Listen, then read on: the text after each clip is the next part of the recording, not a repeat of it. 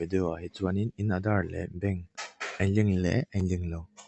check dan kar in te dona ma sign Chrome honga chuan ta hian National Payment Corporation of India ti in charge ang in hmongan helai chungber NPCI ti hi in click anga chuan helai consumer ti in click le chuan line Bharat Aadhaar seeding enabler BASE ti in click le in hak da hretanga chuan ta hian in Aadhaar in chulu tang